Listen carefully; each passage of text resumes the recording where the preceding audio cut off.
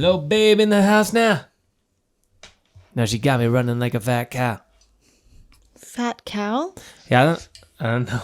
I was thinking with that one. What is happening? Got me running slow. I mean, I guess it makes sense.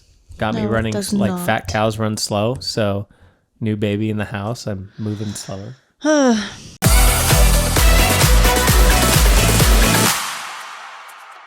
Hey everyone, welcome back to this week's episode of the Hubby Wifey Hustle. I hope you guys saw our special little makeup video. If you haven't, you definitely have to check out my quarantine 5-minute makeup face. It's gorgeous. She looks beautiful, by the way. And she's implementing some new techniques that I don't think have ever graced the silver screen before. Never been done before. So yeah, definitely innovating over here on the makeup regimen.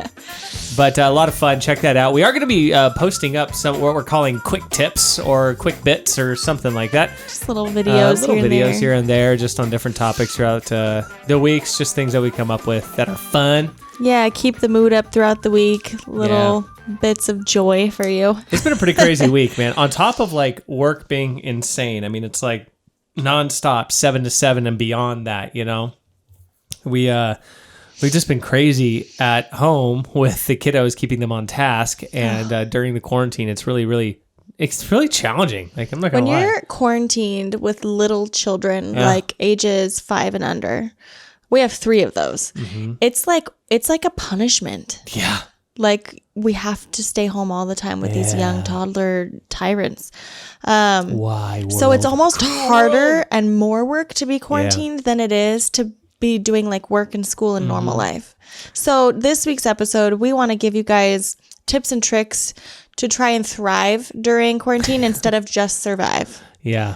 It's pretty nuts. And these have helped us. These are some things that we came up with, things that we pulled from other people as well that they offered up. Helping keep our sanity. This is awesome. Mm-hmm. And this has really helped. This is a tag team effort. I mean, my kids, like I was on a live webinar that I was moderating this week, and my son would come and knock on the door. I purposely locked myself in my room, and my son would knock on the door. There's no privacy. And that's just like, that's the life. And so you got to figure out ebbs and flows and really tag team and work together to do this. So here we are, some tips for thriving during quarantine time. So I'll have... The first one is creating a daily routine or a schedule and try to stick to it.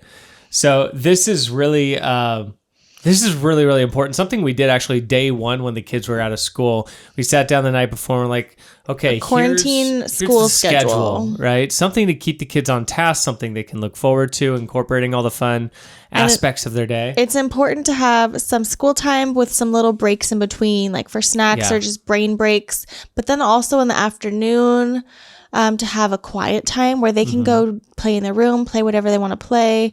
But you have like at least an hour of like, okay, this is me time. I need to, go get whatever done that you need to get done or just relax. And then he created like a work from home schedule for himself as well. Yeah. By the way, that quiet hour, that's going to be during quarantine time. The quiet hour is like your golden hour. That's like the magic silence and bliss. I'll be honest, like we actually overloaded the kids in the beginning with too much school time. And I think that's a pretty common mistake I've been hearing among a lot of parents out there is you think like kids really go to school for 8 hours a day. We totally did. And you're like 9 to 2. We're doing totally school. Not. And it's like, why aren't they focusing? They can do it at school. It's like they don't really just do schoolwork. Focus, so you got to make sure you're breaking it up with like, playtime, with puzzle time and coloring time and PE, TV time. Get and out PE. And move. We had a 30-minute Ninja Fit block where they would make obstacle courses throughout the house, throwing pillows down, and then they'd run the course. Make them do jumping jacks or push-ups or sit-ups or lately, I'll go over that later.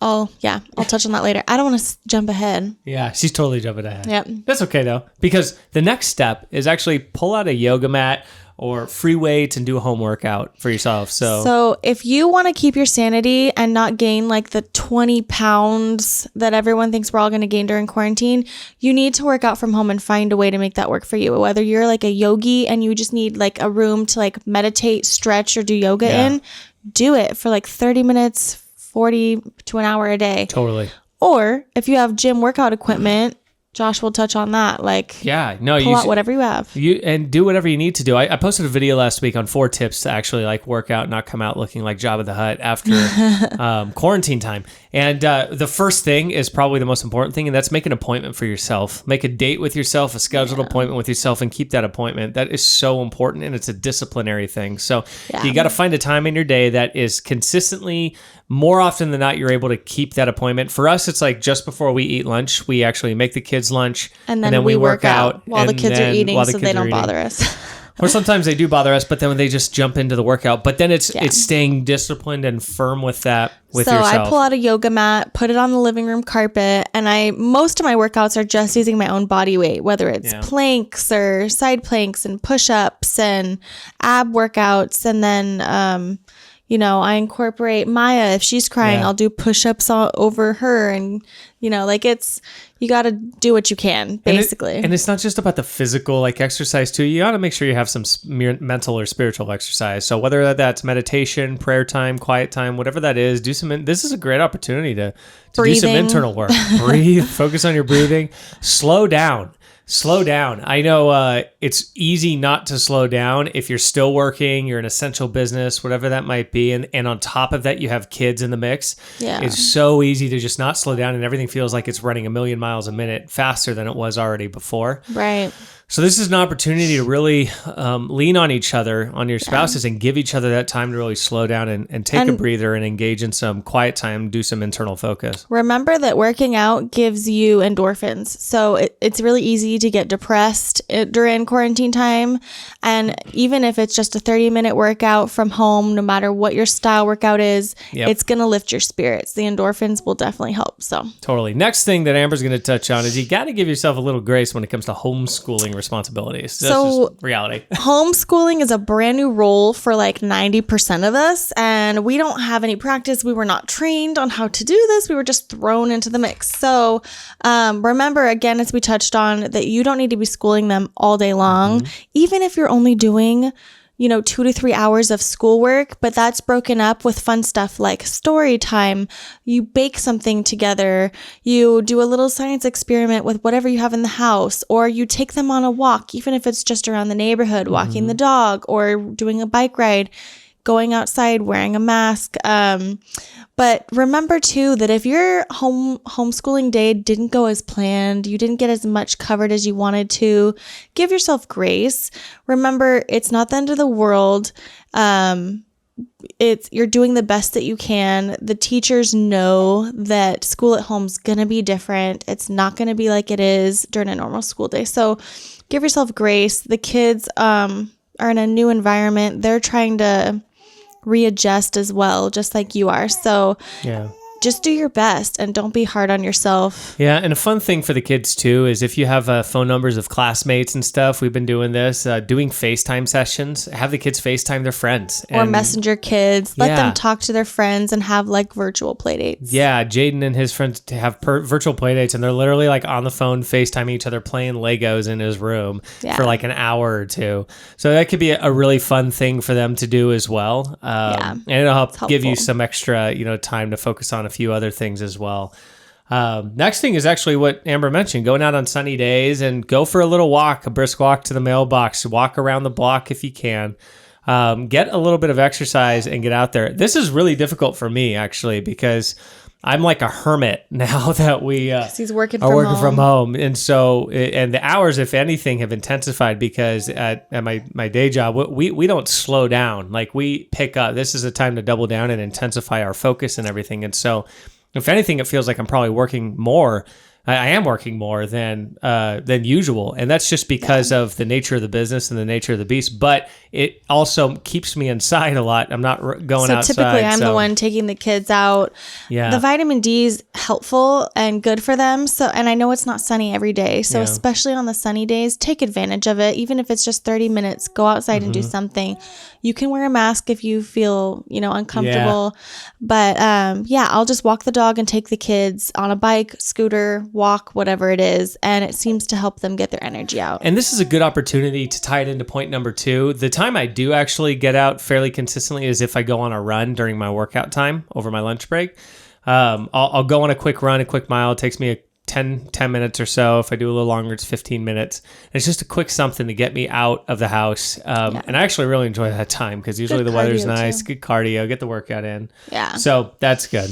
So the next point is it's really hard being cooped up in the house all the time, and we like never drive or go anywhere unless it's the grocery store. But if you feel like you just have to get out of the house, but you don't need groceries and you just want to go somewhere, go for a drive. Even if it's just to like treat yourself to a little coffee treat. Go through a drive-through Starbucks or Coffee Bean, or place a pickup order for Bodie Leaf, whatever it is. Go get yourself a little coffee treat or, whatever, because we look forward to that. We do that every Sunday. We go through Coffee Bean drive-through, and that's like our thing. We get smoothies for the kids and coffee for us, and that's like our Sunday date. You got church online in the morning, and then you go out after that. As soon as that's done, everybody gets dressed, and then we go out and grab coffee. It's kind of a nice new routine. We usually did that on Sundays before. After church, we would go get coffee, but now always it's just the drive-through.